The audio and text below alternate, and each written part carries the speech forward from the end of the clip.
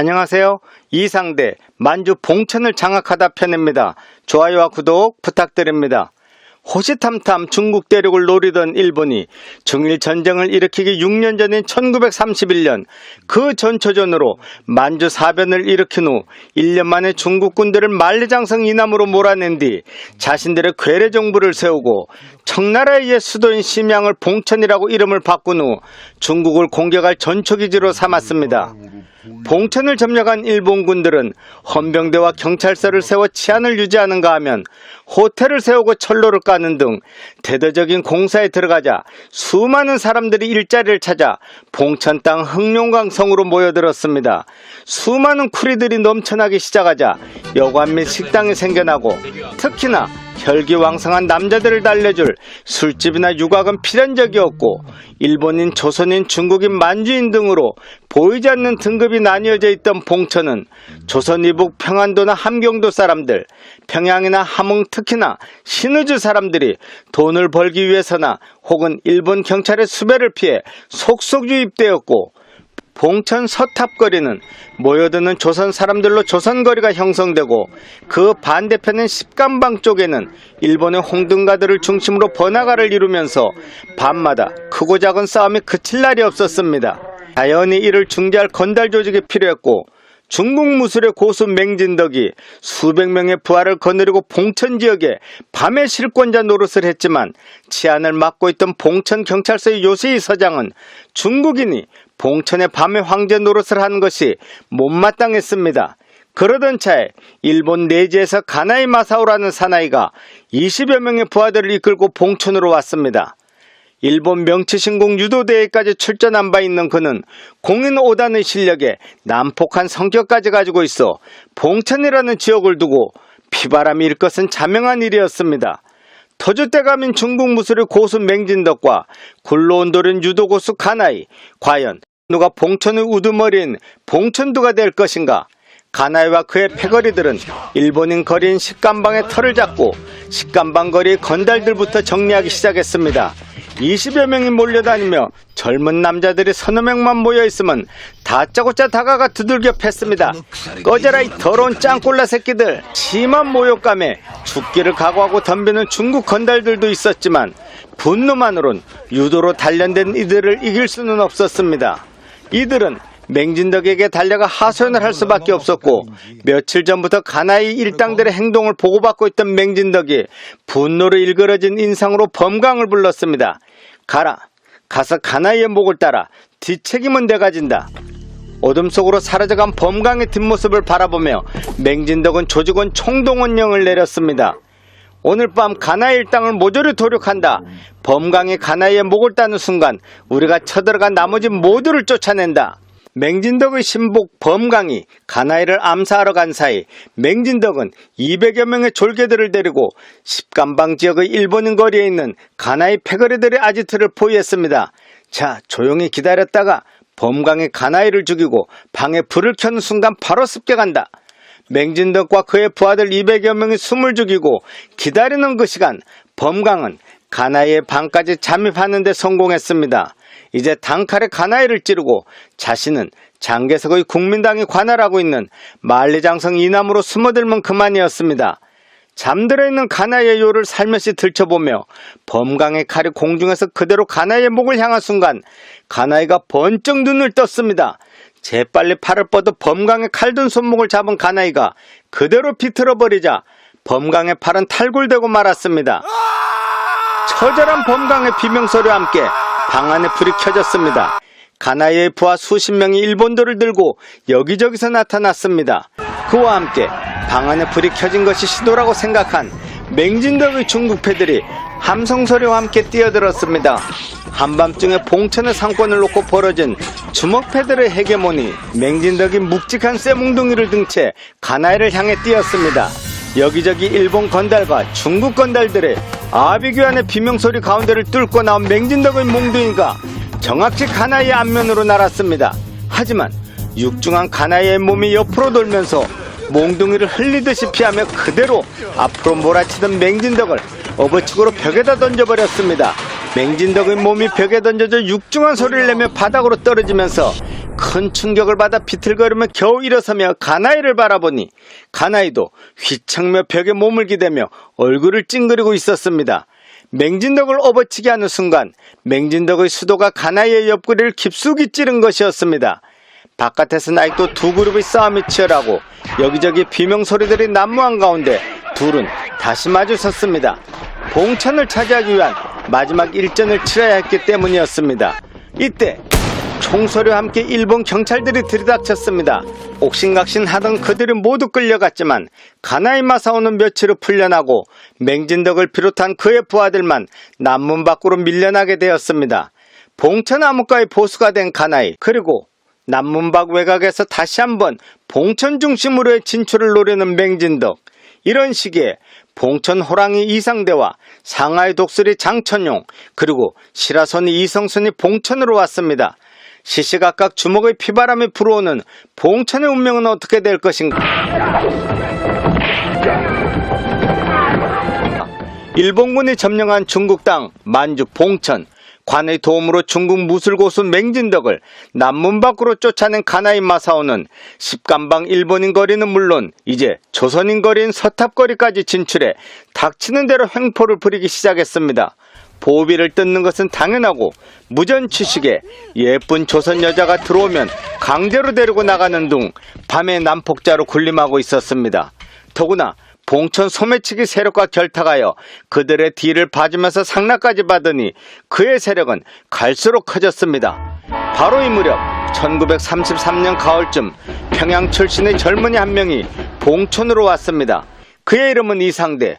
누군가는 이상대가 조선인 처녀를 괴롭히는 일본 경찰을 패주고 도망왔다고 했습니다. 평양에서 일경의 감시를 피해 만주 봉천에서 장사라도 할까 하고 전답 한 돈 1,000원을 가지고 선배의 가게를 찾아가던 중 무언가 이상해서 살펴보니 주머니에 있던 1,000원이 사라져버렸습니다. 전차 밖을 바라보니 이쪽을 쳐다보며 자신의 지갑을 들어보이는 한 녀석, 악명 높은 봉천의 쓰리꾼이었습니다. 눈이 뒤집힌 이상대가 "야, 이 새끼 거기 안 서!" 소리치며 헐레벌떡 전차에서 뛰어내렸지만 이미 소매치기는 사라진 뒤였습니다. 망연자실한 표정으로 선배의 가게를 찾은 이상대가 자초지정을 이야기했지만 이미 틀렸다. 그 돈의 절반은 벌써 가나이의 뱃속으로 들어갔을 텐데 그만 포기하고 내일이나 도와. 선배는 어림없다는 투로 말했습니다. 포기하라고요? 그 돈이 어떤 돈인데? 그 새끼 잡기만 하면 모가지를 비틀어버릴 거요. 그날부터 이상대는 눈만 뜨면 온 봉천 바닥을 뒤지기 시작했습니다. 전차정거장서부터 시장, 유흥가 등 소매치기 범들이 있을 만한 곳은 모조리 찾아다녔습니다. 그러던 어느 날 계속된 허탕에 낙심한 이상대를 위로해주려 선배는 봉천의 큰 술집으로 이상대를 데리고 갔습니다. 상대야, 모든 것 잊고 나랑 일이나 열심히 하자. 이러다 몸과 마음이 피폐해진다. 형님, 나 너무 원통하오. 부모님 전답 한 돈을 써보지도 못하고 소매치기 아가리에 한입에 털어넣었단 말이오. 그래도 어쩌겠냐, 상대야. 앞날을 생각해야지. 선배가 계속해서 위로의 말을 하며 쳐다보니 이상대의 얼굴은 자신을 보지 않고 다른 곳을 응시하고 있었습니다. 이상대의 눈빛을 따라가 보니 한쪽 구석에 몇 놈이 술을 마시고 있었습니다. 저놈이다. 형님, 저 새끼입니다. 미처 선배가 뭐라고 대꾸하기도 전에 이상대의 몸이 용수철처럼 튀어나갔습니다. 너희 새끼 잘 만났다. 내 돈 내놔, 내 돈. 뭐야 이 새끼, 뭐라는 거야? 상대의 발뺌에 분노한 이상대의 주먹이 순식간에 소매치기 얼굴을 가격했습니다. 소매치기가 저만치 나뒹굴어지자 주위의 한패들이 덤벼들었습니다.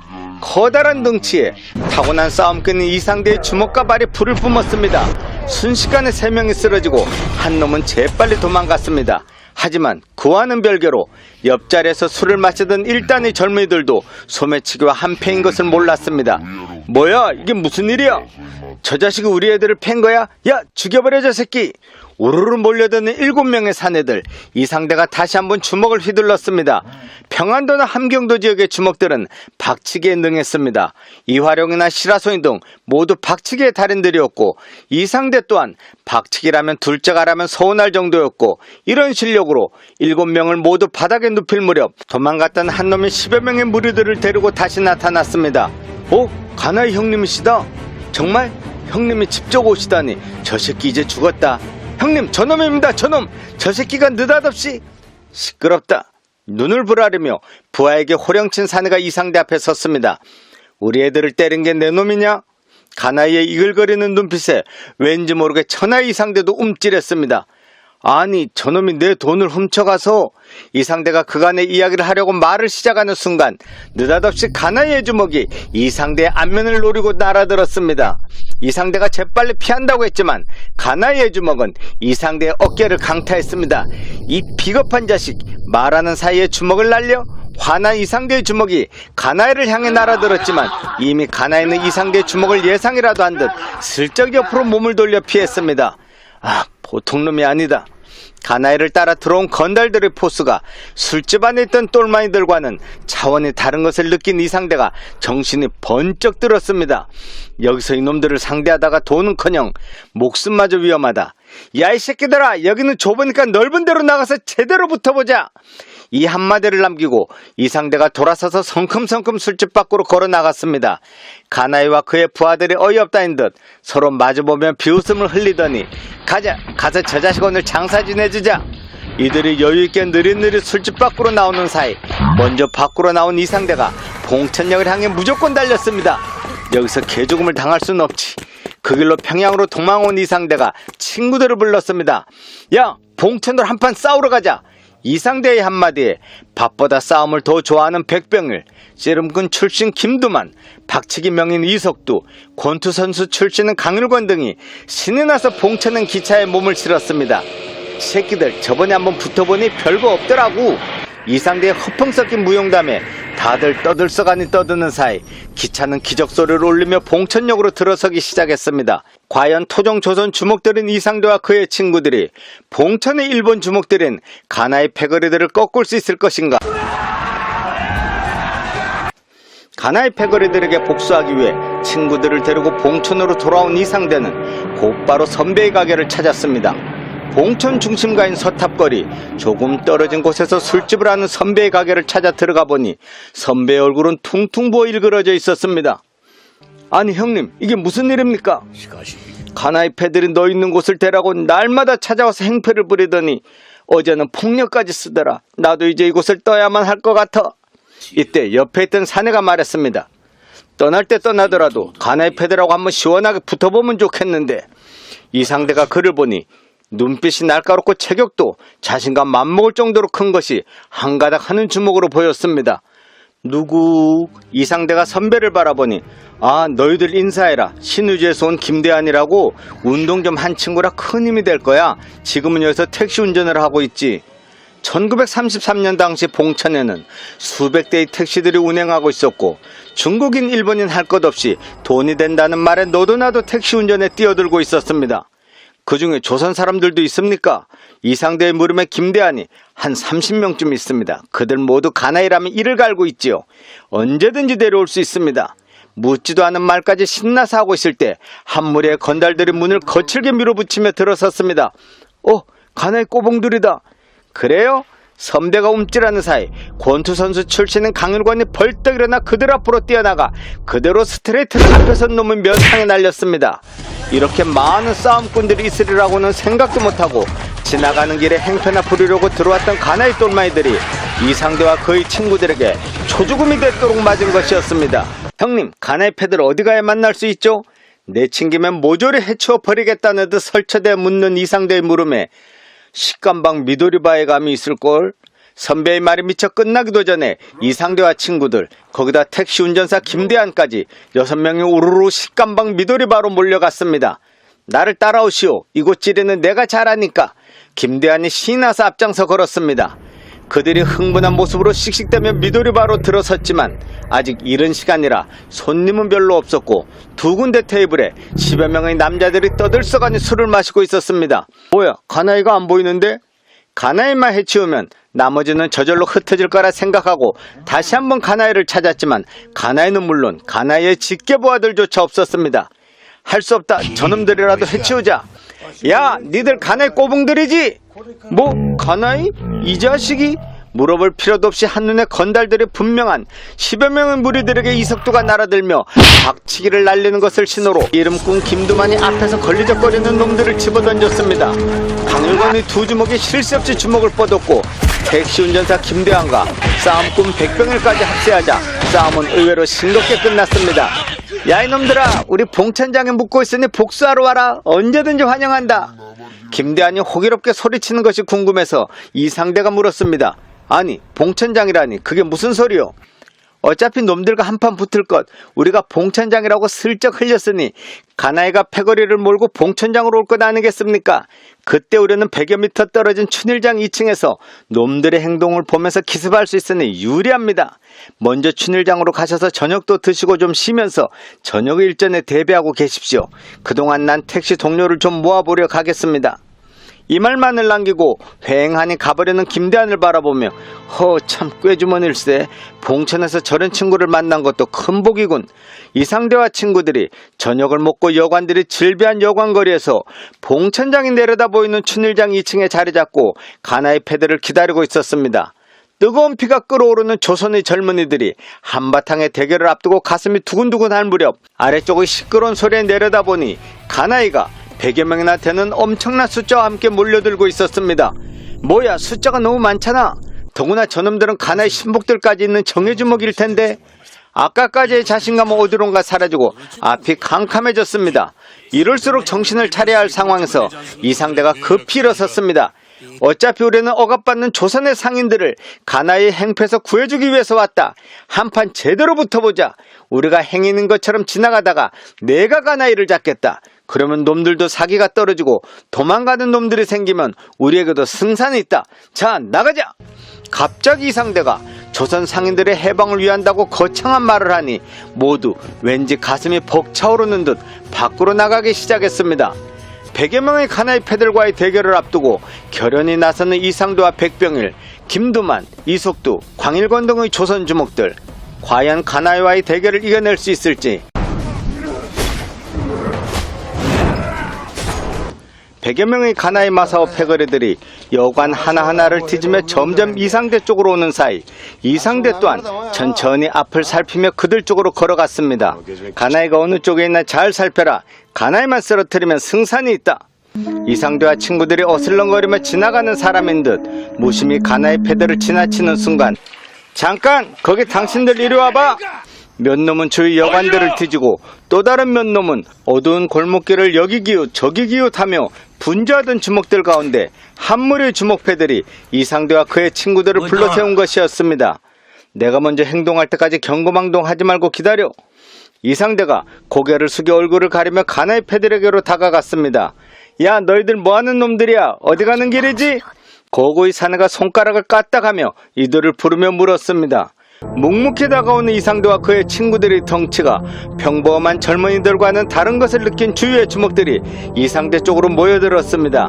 야, 너희들 이쪽 불빛으로 나와서 고개 들어봐. 이렇게까지 깐깐하게 살펴보는 곳으로 봐서 그냥 지나치기에는 틀린 것 같았습니다. 야, 거기 무슨 일이야? 저쪽에 있던 가나이와 그의 신복들이 다가오는 것이 보였습니다. 이상대가 살짝 고개를 돌려 친구들에게 속삭였습니다. 이거 안 되겠는데 그냥 한판 붙어야겠다. 난 무조건 가나이만 잡는다. 친구들이 뭐라 말하기도 전에 이상대의 주먹이 앞에선 거구의 앞면을 강타했습니다. 기습적인 펀치에 덩치가 저만치 나뒹구는 것이 신호라도 되는 듯 이상대는 가나이를 향해 뛰었고 이석두도 튀어오르며 박치기로 두 놈을 쓰러뜨리자 강일권의 화려한 주먹이 폭발하기 시작했습니다. 김두만도 두 명을 붙들고 박치기를 시키고 싸움이라면 밥보다도 좋아하던 백병일도 길길이 날뛰며 주먹과 발을 휘둘렀습니다. 순식간에 앞에 10여 명의 대열이 무너지자 친구들도 이상대를 따라 가나이를 목표로 뛰었습니다. 가나이와 그의 일당들을 이상대 혼자 상대하기에는 역부족일 것 같았기 때문이었습니다.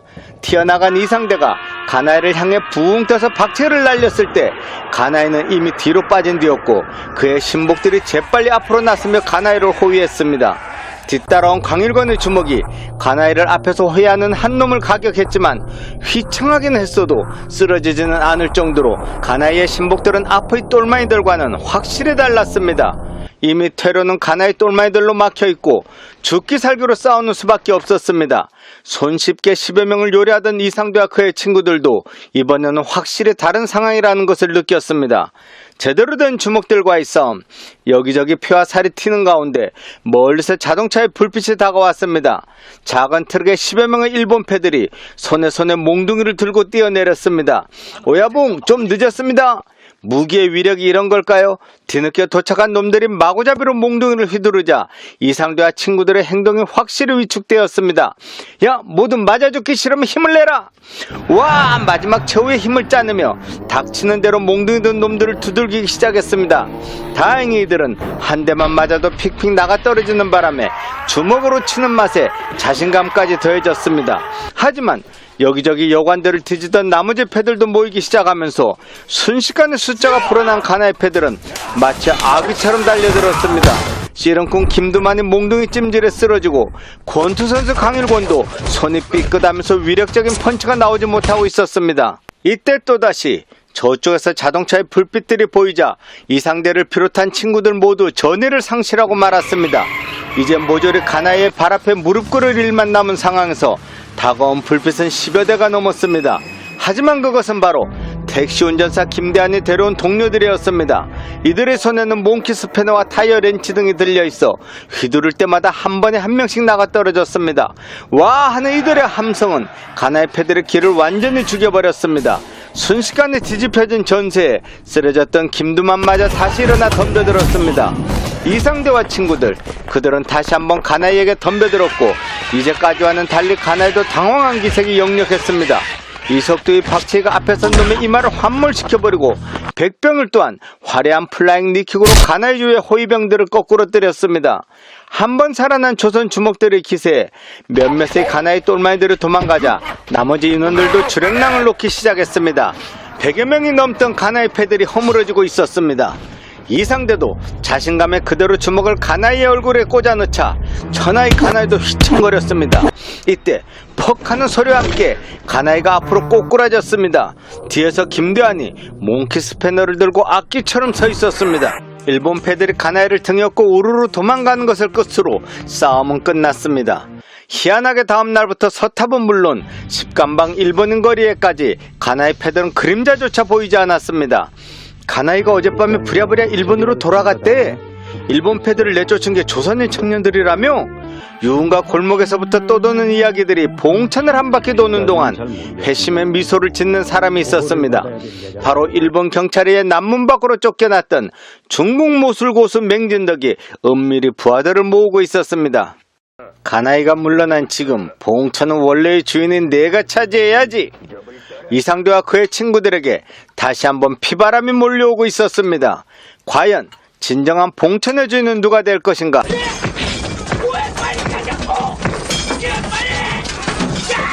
이상대와 그의 친구들, 그리고 봉천에서 만난 택시 운전사 김대한까지 일본 가나이 패들을 물리친 조선 청년들의 이야기는 봉천은 물론 만주 일대까지 떠돌았습니다. 이에 너도 나도 이상대 밑으로 들어오는 젊은이들이 생겨나기 시작하면서 이제 이상대도 조직원이 70여 명으로 불어나 있었습니다. 그러던 어느 날 이상대 앞으로 한 통의 편지가 전달되었습니다. 나는 봉천의 원주인인 맹진덕이라고 하오. 이 선생의 이야기는 익히 들어 알고 있소만 이제 원래의 주인인 나에게 돌려주는 것이 이치에 맞는 일이 아니겠소? 이번 싱치산에 인수하러 가겠소. 부디 불상사가 없기를 바라오. 이 한 통의 편지는 이상대 패들을 발칵 뒤집어 놓았습니다. 아니 지들이 뺏긴 봉천을 가나이가 물러갔다고 이제 다시 내놓으라고? 이놈의 짱꼴라 새끼들이 미쳤나? 이거 죽으려고 환장했구만. 저마다 분노에 겨워 한마디씩 하느라 시끄러운 와중에 이상대가 나섰습니다. 우리가 봉천에 와서 죽기로 싸워 가나이 일당들을 해치웠다. 제주는 고민 없고 돈은 중국 떼놈이 벌게 할 순 없지 않은가? 그리고 우리 조선 상인들도 일본 놈이나 중국 놈보다는 우리를 더 의지하고 있는데 이대로 물러날 수는 없다. 다시 한번 전쟁의 시간이 돌아왔다. 모두 무기를 준비해놓고 맹진덕이 뭐라 하는지 지켜보고 난 뒤 그때 다시 행동에 나서기로 한다. 이상대의 결연한 연설과 이곳이 중국 땅이라는 사실에 모두 잔뜩 긴장하면서도 은밀히 무기를 모으고 혹시 쓰게 될지도 모를 던지기 좋은 돌들도 모으고 있었습니다. 드디어 맹진덕이 예고한 수요일, 중국 놈들이 수백 명은 돼 보이는데 거기다 몽둥이로 무장까지 했습니다. 나가있던 몇 명의 청년들이 벌떡벌떡 뛰어들어오며 외쳤습니다. 모두 긴장하지 말고 내가 30명쯤 데리고 앞에서 막을 테니 병일이와 두만이 속두, 그리고 일권이와 대한씨가 20여 명씩 데리고 양쪽에 매복해 있다가 싸움이 붙으면 최대한 소리를 크게 지르면서 쳐들어오라고. 정신없이 작전대로 대열을 정비한 뒤 이상대가 앞으로 나가보니 정말 수백 명이 손에 몽둥이와 긴 대나무, 심지어 칼까지 들고 몰려오고 있었습니다. 덩치가 큰 이상대보다도 한 뼘 정도는 더 큰 맹진덕이 이상대 앞에 섰습니다. 무술의 고단자라는 말을 들어서인지 더욱더 세 보이는 그의 모습에 이상대조차 움찔했습니다. 이 선생, 내 편지 받으셨지요? 그동안의 노고에 감사드립니다. 이제 이곳은 나에게 맡기고 조선으로 돌아가시지요. 맹진덕의 정중하면서도 완고한 말에 이상대도 지지 않고 말했습니다. 내가 듣던 맹대인의 명성은 중국 대륙만큼이나 넓은 협객이라고 들었소만 오늘 보니 남이 힘들게 얻은 것을 뺏는 소인배인지는 몰랐소이다. 점잖게 말로 해결하려 했는데 안되겠군. 얘들아 쳐라! 맹진덕의 한마디에 순식간에 서탑거리는 아수라장으로 변했습니다. 이상대가 정신없이 주먹을 뻗는 사이 몇몇 청년들이 준비한 돌을 던지기 시작했습니다. 여기저기 비명소리가 난무하고 중국 패들이 움찔하는 기색을 보이자 맹진덕이 앞으로 나서며 화려한 중국 무술의 위력을 선보였습니다. 순식간에 조선인 청년 2명이 그대로 쓰러짐으로써 맹진덕의 무술 실력을 증명함과 동시에 다시 한번 솟아오른 맹진덕의 발차기에 조선 주먹들이 무너지려는 찰나, 함성 소리와 함께 양쪽으로 수십 명의 조선 주먹들이 달려들며 몽둥이를 휘두르자 중국패 몇 명이 비명을 지르며 쓰러지고 이 광경을 본 뒤쪽의 중국인 몇 명이 놀라서 도망가기 시작했습니다. 패싸움의 묘미는 앞에선 가장 강해 보이는 놈을 먼저 거꾸로 때려야 하고, 또한 그 자리에서 쓰러지는 한이 있어도 도망가는 사람이 없어야 하는데, 이상대의 70명은 가나의 패와의 싸움으로 똘똘 뭉친 주먹들이었지만 맹진덕은 이상대를 겁주기 위해 자신의 정예 주먹들은 르망들 뿐만 아니라 노동자들인 쿠리들에게도 몽둥이 하나씩만 들려서 데려온 무리들도 있어서 이런 거친 싸움을 본 심약한 쿠리들 몇 명이 도망가자 순식간에 수십 명이 줄어들었습니다. 이제 숫자는 맹진덕의 패거리들이 조금 많을 뿐 수적으로의 우위는 누가 위인지 가늠할 수 없었습니다. 이 틈을 타 이상대의 주먹이 맹진덕을 향해 날았지만 오히려 맹진덕이 주먹을 피하면서 이상대의 복부를 가격했고, 이런 큰 몸집의 사내가 이렇게 빠르리라고는 미처 예상 못했던 이상대가 휘청했지만 맹진덕은 오히려 추가 공격보다는 옆의 또 다른 조선인 청년을 발로 찍어버렸습니다. 주먹과 발 그리고 큰 덩치를 이용한 맹진덕의 공격에 조선 주먹 서너 명이 순식간에 바닥에 나뒹굴었습니다. 자신을 믿고 따르던 청년들이 쓰러지자 이상대의 눈이 돌아버렸습니다. 기합소리와 함께 다시 한번 맹진덕에게 돌진한 이상대가 주먹을 날리는 척하자 맹진덕이 고개를 옆으로 피하면서 발차기를 시도하는 순간 이상대가 박치기로 맹진덕의 얼굴을 받아버렸습니다. 두 덩치, 조선의 싸움꾼과 중국 무술의 고수가 싸우는 모습에 주위의 사람들도 싸움을 멈추고 넋을 잃고 바라보았습니다.